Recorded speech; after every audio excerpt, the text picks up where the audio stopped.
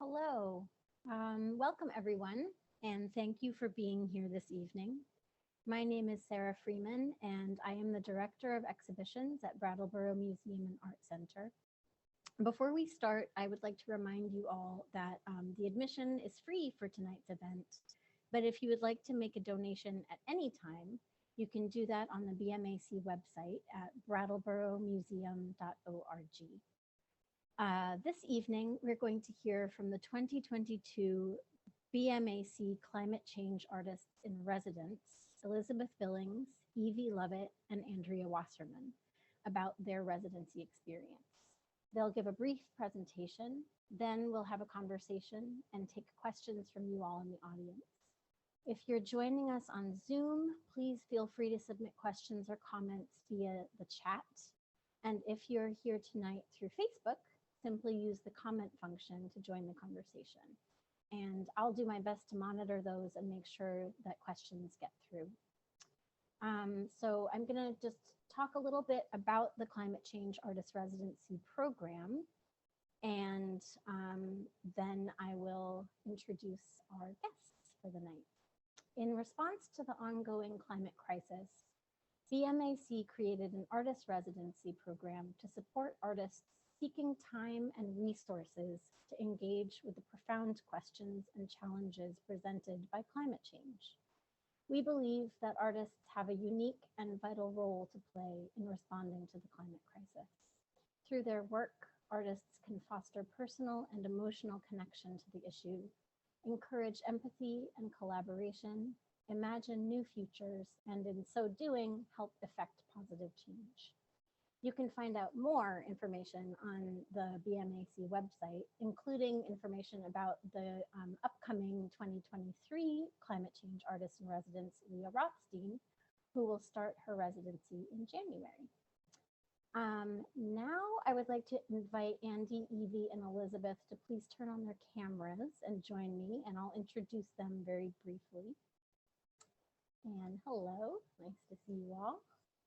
Through their creative placemaking collaborative Ask the River, Elizabeth Billings, Evie Lovett, and Andrea Wasserman have worked together in the Brattleboro area and beyond since 2016, reconnecting our community with its natural surroundings through art.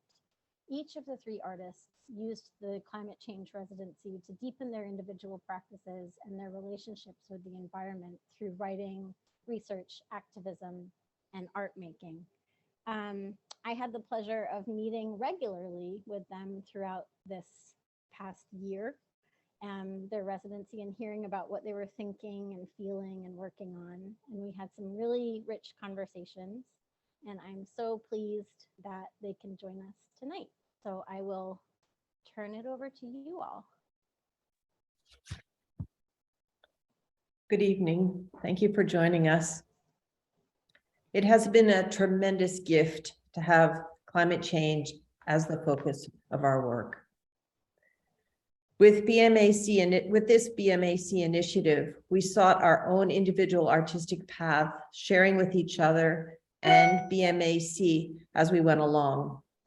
The conversations allowed and encouraged us to push beyond our boundaries as artists, as thinkers, and most importantly, as human beings. Confronting climate change seasonally throughout an entire year on a daily basis and working to digest the magnitude of these issues, we each felt an intense vulnerability within ourselves, in our work, and in our surroundings, keeping watch of trees, rivers, ice, air, and Vermont garbage. We had no idea the profound impact the climate change residency would have on each of us, changing how we think and what we make. Its resonance and dissonance continues to reverberate within each of us. We have ended the year with more questions than we began. They're good questions to have. And we thank the museum for its incredible initiative and helping us along the way to get where we are today with this. Thank you so much. And I pass to Evie Lovett. Thanks so much, Andy. Apologies, I've got a cold. Andy and Elizabeth and I want to begin with a land acknowledgement. The land around us is the unceded traditional homeland of the Abenaki. And the Abenaki believe that the land that surrounds us is family, is kin. Jane Goodall, the primatologist, said this past year, we must reconnect with the natural world. If you get curious and you then start to understand, then you start to love. And what you love, you protect. So over a year ago, when we started this residency, I faced that while I understood in my head that climate change is changing life as we know it on Earth and that people and species are dying because of it, I knew that in my heart, I didn't feel that kind of love, that fierce resolve that I would feel if somebody I loved was threatened. And I asked myself, could I change? I went to the woods. And in the woods, I am drawn to beech trees. So especially in fall and winter in the woods in Vermont, it feels like it's all beech, like the whole understory. It looks like a success story, but it isn't. I learned their story, how beech bark disease that was brought by Europeans on logs has decimated beech in the Northeast.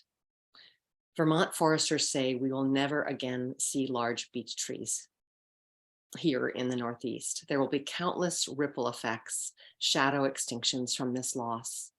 The beech's decline is because human actions had unintended and devastating consequences, which is the story of climate change.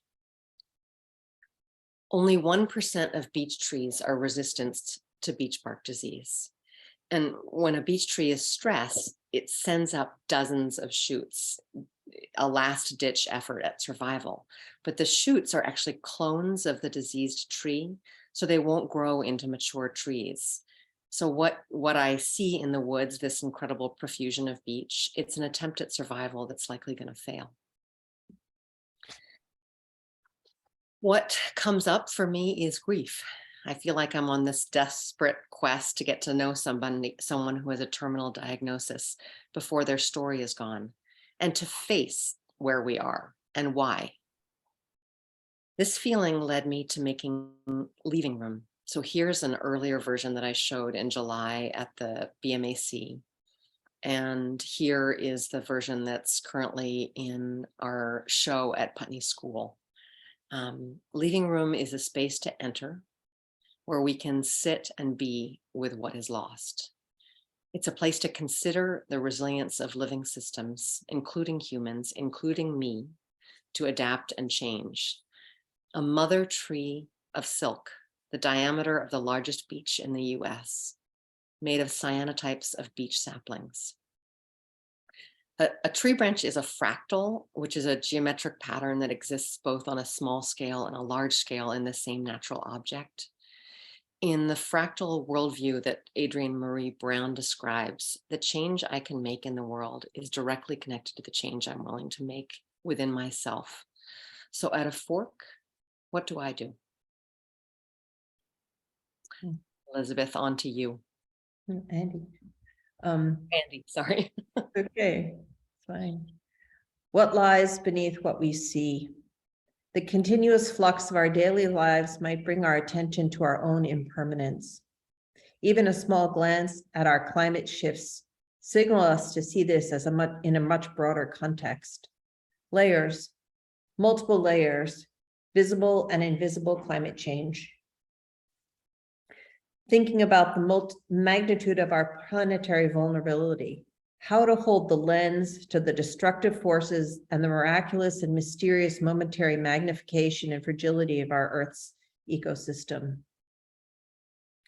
Climate change is the indelible influence and likely the single impetus behind my work from now on.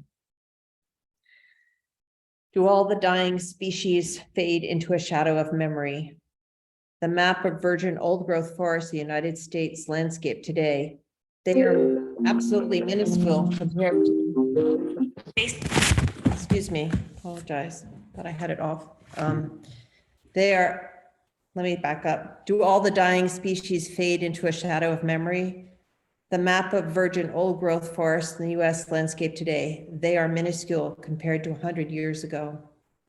Rich Holshoe, a representative of the Elnu Abenaki tribe who testified before the Vermont Natural Resources Committee, said, "One of the easiest things we can do is to let the land be itself and do what it does best, and for us to stop interfering with that." He said, "There are very few wild forests, ancient forests in this state, very, very few. We need to change that."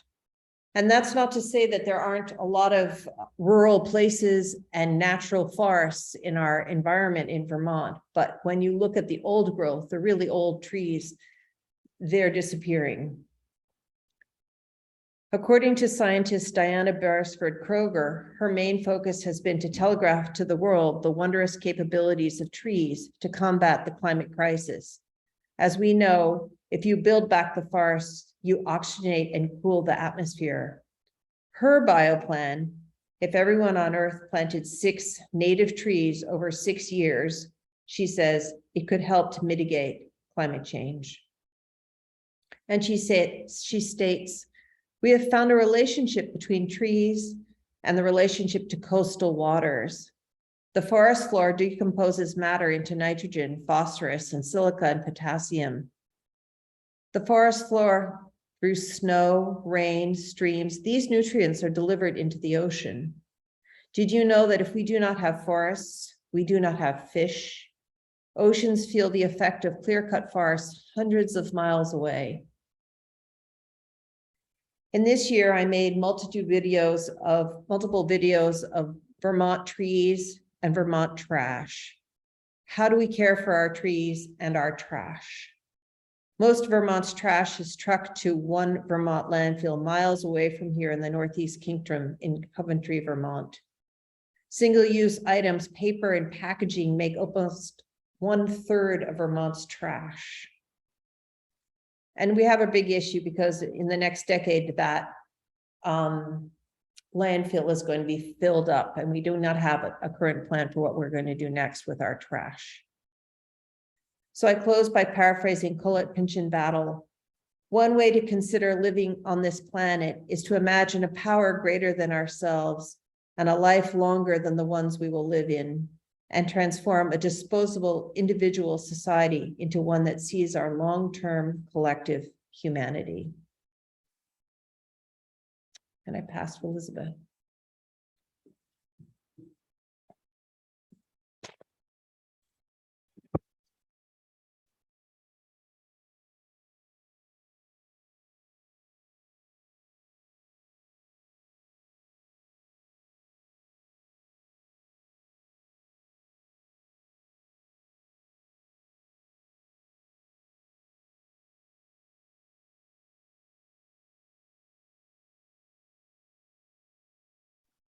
There we go.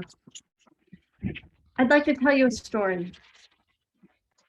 Late one fall afternoon, with the sun still warm, I started down from the height of a hill.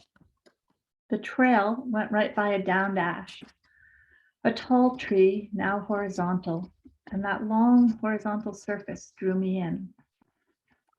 I was kneeling on the ground, securing paper to the tree, when a young family came down the hill. Their very young daughter looked across at me. Our eyes met, and she asked, "What are you doing?" I explained about rubbing the crayon on the paper as a way of working with the tree to make a drawing of the bark. I answered the question, but the question lingered. Her parents and I began talking about the technical aspects. Our conversation moved to the beautiful lines of the ash bark, to the straight grain of the wood, and then to the future of ash in Vermont. I said offhandedly, and I am making a grave rubbing. We all stopped. We just looked at each other. Our eyes welled up, and together we held the imminent fate of the ash. How can we become a nourishing part of an interconnected vastness? How can we change our story from the tangle of ourselves to an infinite, intimate, and ancient conversation with all things?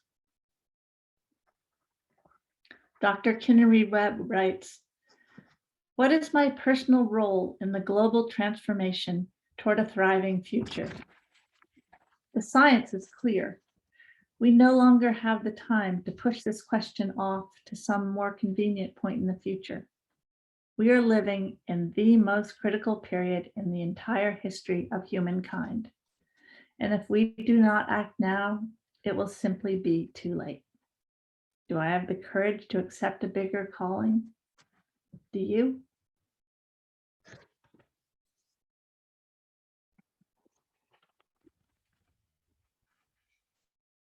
Thank you very much for sharing that, all of you. It brings back some memories of some of our conversations from earlier this year. It's really, yeah. And it also kind of a question that I've been wondering for a little bit is, how important to you, to each of you, was the fact that you're not alone in this residency and in this process, but that you you had each other, because that's something that I hadn't really considered. When we set out, but once we all started talking and kind of realized the weight of this subject matter, I wonder if any or all of you would like to speak about that.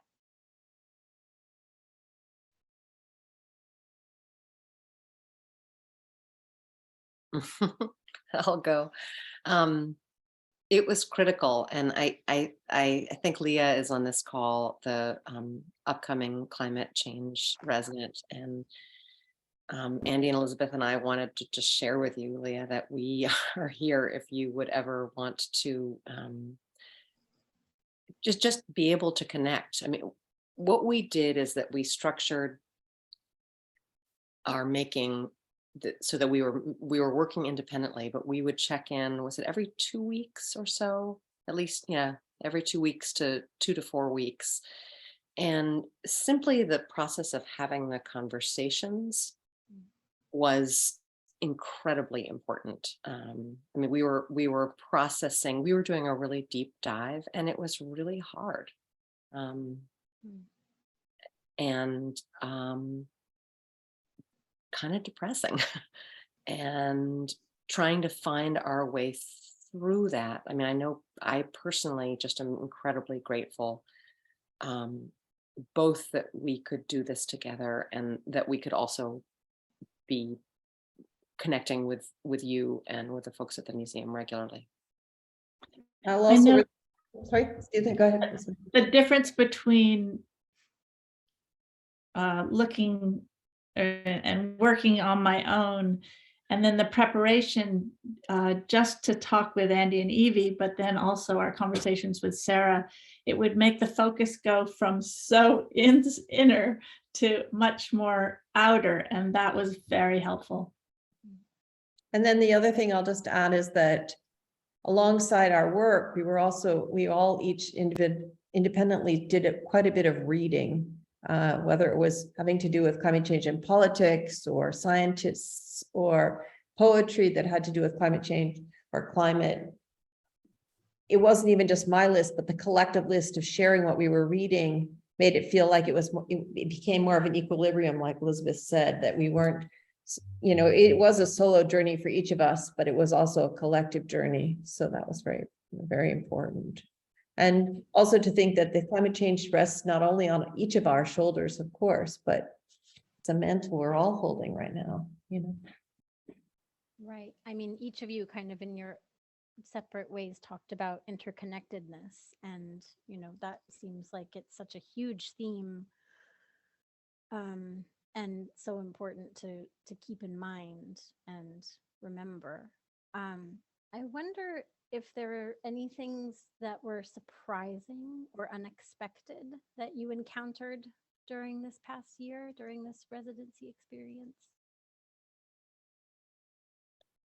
I'll just start. I actually think that there are two things that I'll say. One is that I actually think it's when you actually really start looking at climate change from a pretty intimate place of making, it's almost shocking, I felt like, to the system to realize the devastation, to really confront it. And so that was one thing.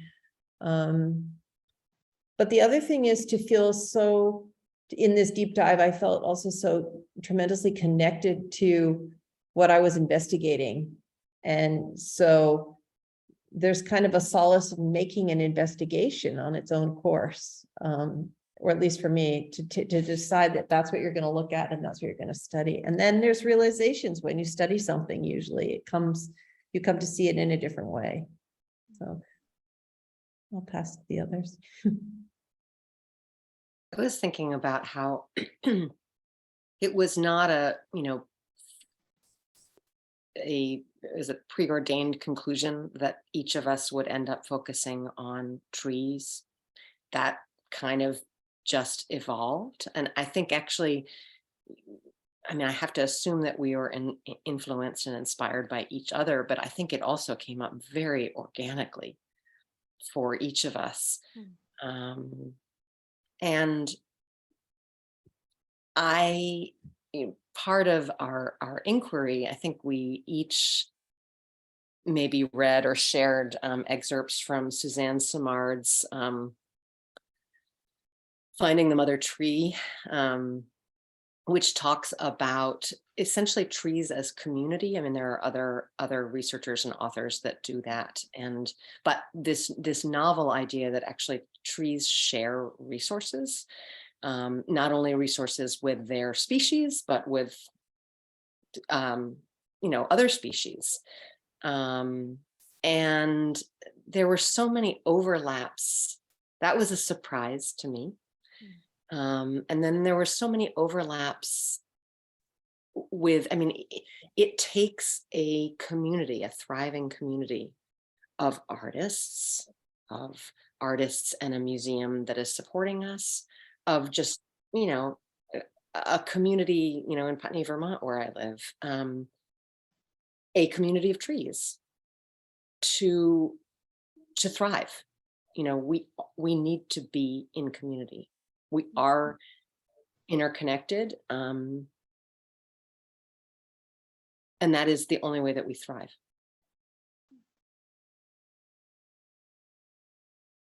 Elizabeth, did you want to add anything?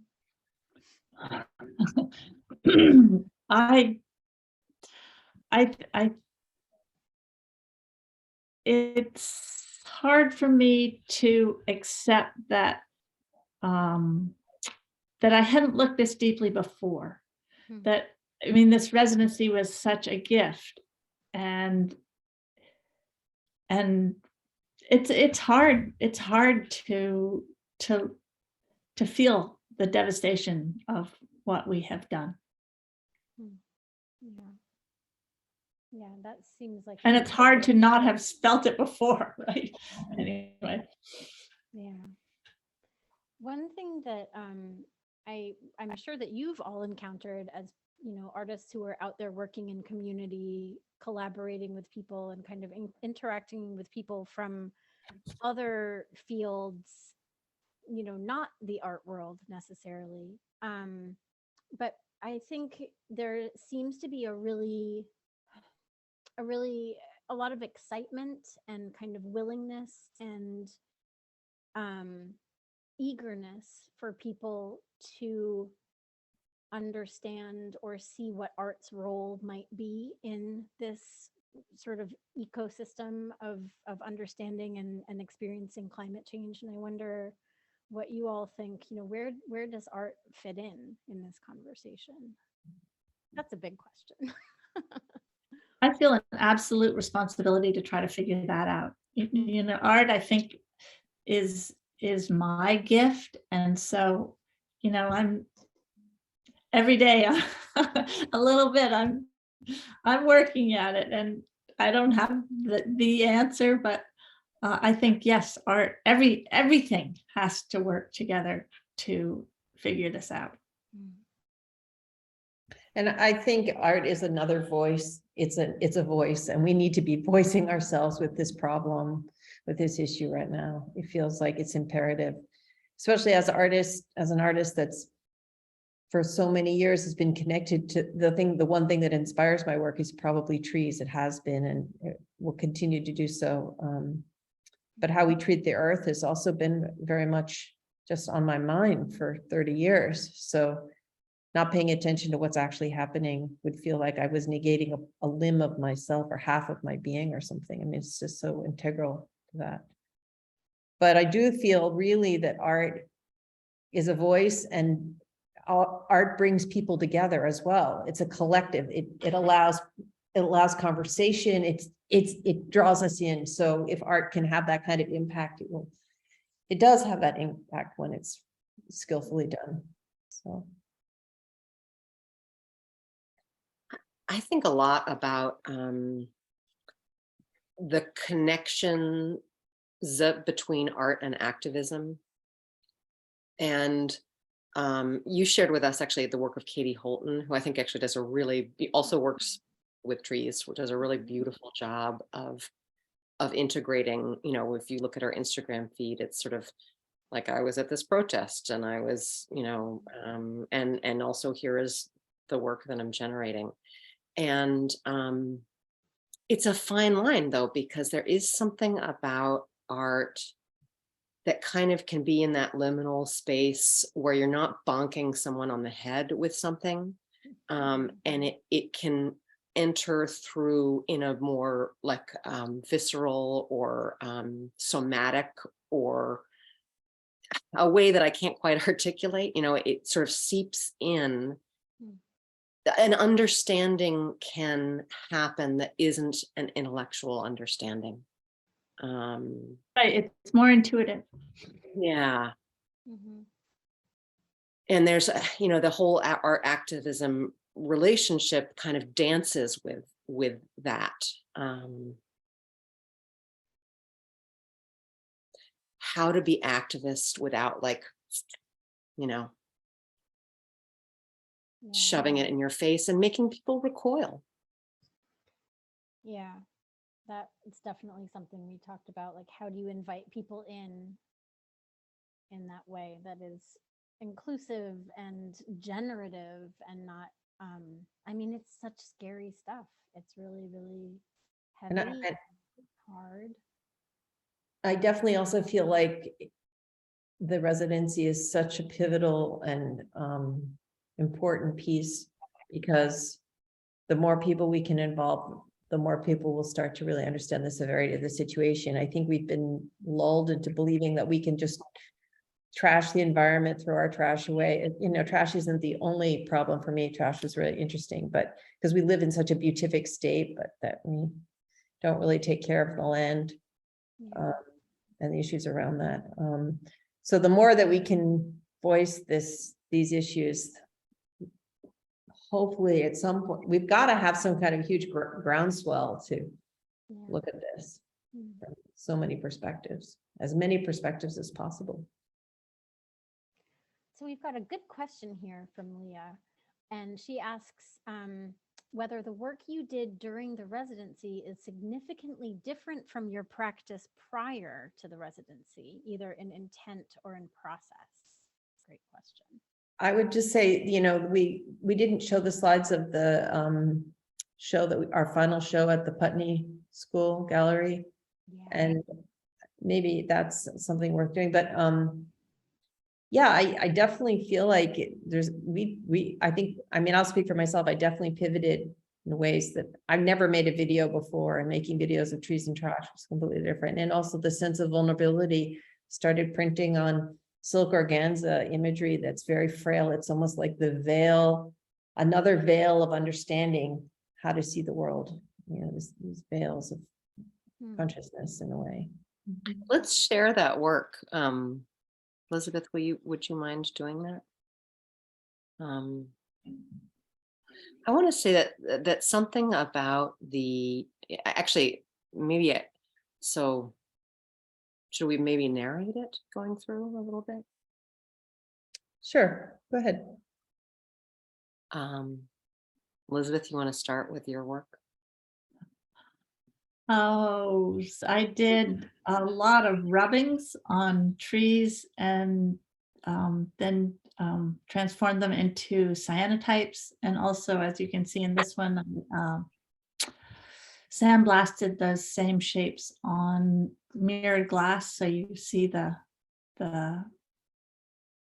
rubbing and your own reflection. And then move on to Andy's. Sure. As I mentioned, I printed tree imagery that I had been working with onto 12-foot lengths of silk organza, which is very sheer. And so you start to see, you know, I mean, maybe in some way, I don't know if we can flip to another slide, somewhere we can see the vulnerability of the trees of just, you know, they become so sheer that you sort of see through what looks so permanent to us, sort of the way you see through the devastation now as we've been examining it with different tree species.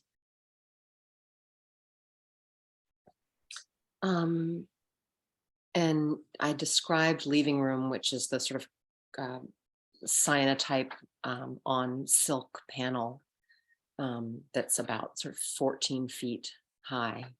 And then behind it is a beach understory that is made of handmade paper. And what I have done is essentially took old letters, journals, notebooks, made paper out of them, and cut leaf shapes from it as a way of kind of actually going through the process of turning into mulch old ways of being and thinking and being in, you know, acting in the world that are no longer relevant or sustainable, and creating a beach understory with them.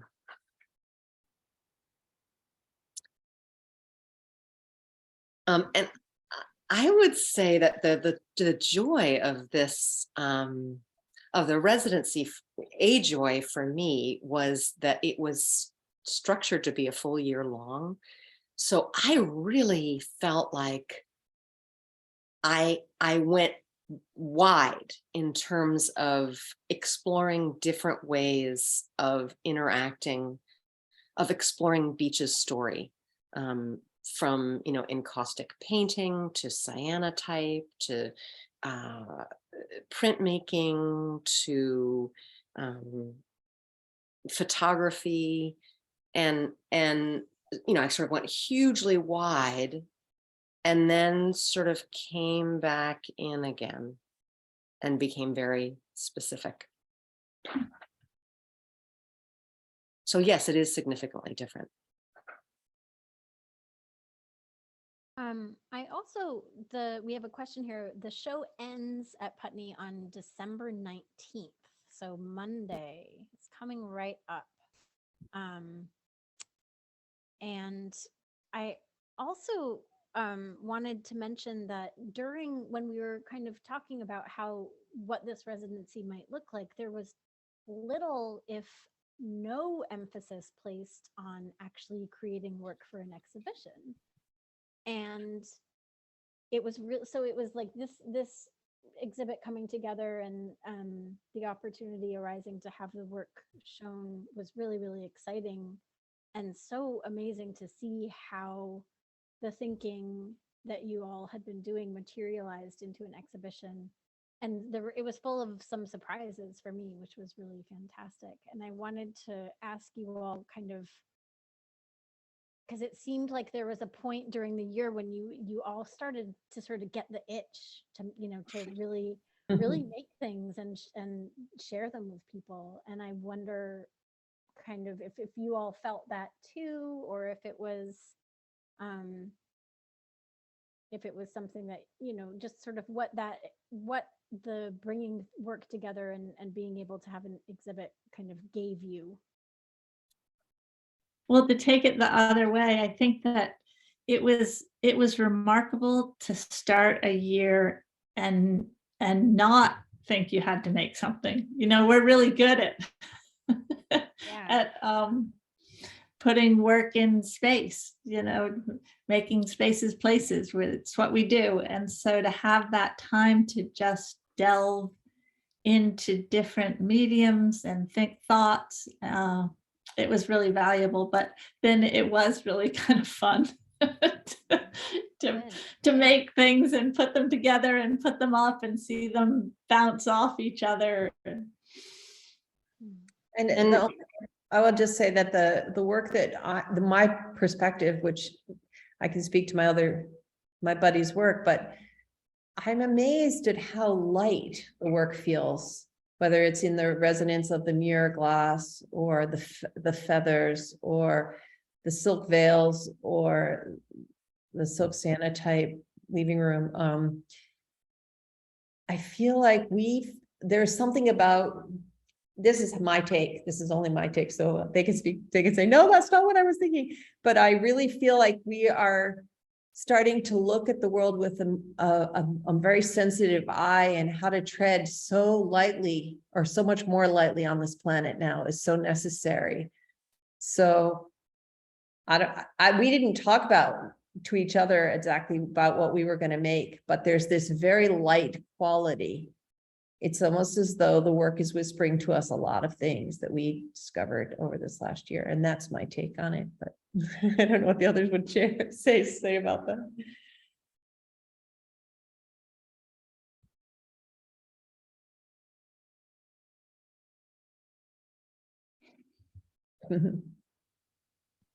Everybody out there, that you're free to ask questions, just enter them in the chat. And I wanted to also ask the three of you, when the show since the show has been up at the Putney School, there has been opportunity for interaction with students. And I know there was something, Elizabeth, you wanted to show, there's a wonderful video or something. Yeah. Yeah. I want to make sure that people get a chance to see that.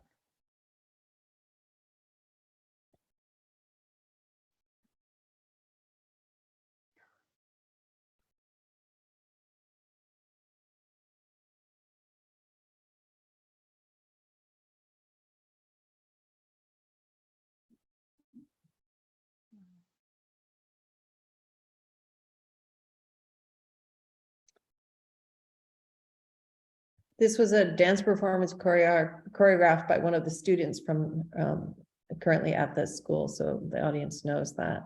That's how that, and we put this show up, and this young student was going to have this dance performance, and she asked to be having it in this space, and we were like we're very thrilled that she wanted to make use of it. I'm so surprised. Well, she'd been investigating beech trees, and so it was just it was synchronicity. I'm thinking about your earlier question, Sarah, about the going into this residency, not anticipating necessarily that we would share any outcomes, and then very much getting to a point where we did want to share. And I'm wondering, and I don't know the answer, I'm sort of curious, Andy and Elizabeth, what you think. Is it because the subject was climate change that feels like it's such a critical topic to be in discussion about?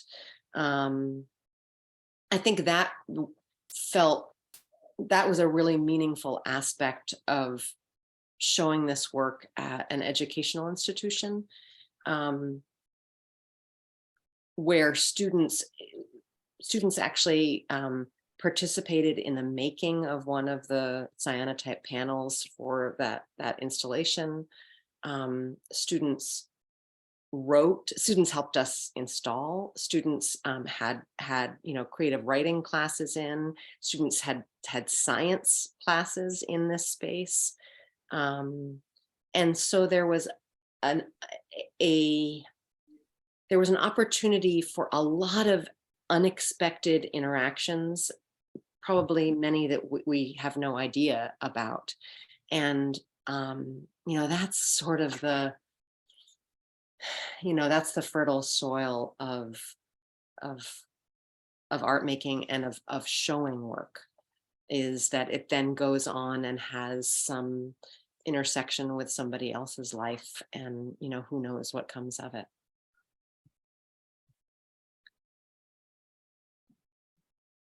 About the future, and not necessarily like what is coming immediately, but just in the way that you're each individually thinking about the work that you do. Have things changed at all for you in this past year? Are you thinking about new things or new ways of working or collaborating or not collaborating?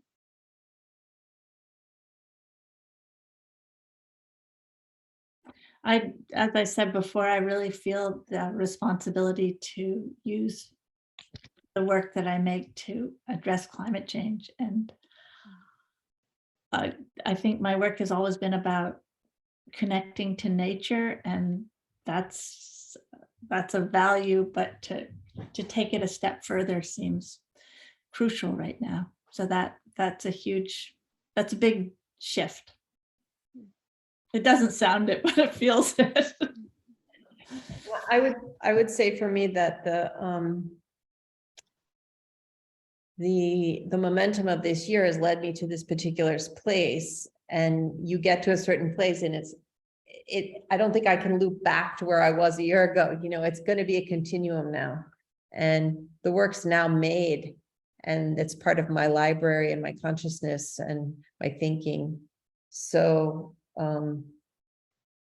it's like I passed through some understanding, and you're not going to take that understanding away at this point, so and I think for me, I find myself really interested in that art and activism intersection, which can be, for example, a friend who runs a restorative justice program came to the exhibition, said, I'd really love to have a space like that, like Leaving Room, that could be the restorative justice space. And so we're talking about, just suspending panels within the office. So it's not really activism, but it's sort of art and implementation and life. And Andy and Elizabeth know that another thing that I became involved with this year, and I think my co-organizer Paul Lavasser might be in the audience. The simple act of actually going out and being in the woods was so eye-opening to me that I thought, well, what are ways other than just sharing, my own experience of doing this through the art, what are ways that just might get folks out walking in the woods? And I heard about a big tree contest in the town of Tunbridge. And I brought this idea to Paul, and Eliza Minucci from Tunbridge shared with me all of her material. And we held a Putney Big Tree Quest this fall that had, 106 entries. And there was nothing artistic about my contribution to it. And yet I felt very much that it was part of this, this art residency. Mhm. And I would say that also for my investigation on trash, I know it's not exactly the one critical thing that's creating climate change, but it does feel to me that what I said is how we care for the earth and how we live in this beatific state. And we think of it as a really rural place. Simultaneously, every one of us is making trash every day, mostly. So there are a few of us that have been able to curtail their lives and not make trash, but that issue is not going away, and it's pretty dense. There's a lot to look at, but I kept thinking about the beauty of what we've created and the destruction of climate change, and then trying to see Vermont for how we live in this state in a much more real way. And we hide our trash. We don't even pay attention to it. So I wanted to bring that out into the open, and that'll continue in some way, but I don't know yet how. The films I made were shown in a number of places throughout the state. But it's a continuum. I don't feel like just showing those films is the only venue at this point. I don't know where it'll go next. So I have a question for you all to kind of wrap up with, and that is, what is inspiring you? What's kind of keeping you going? What are some things that you're looking to for that push to move forward? Being in the woods, always.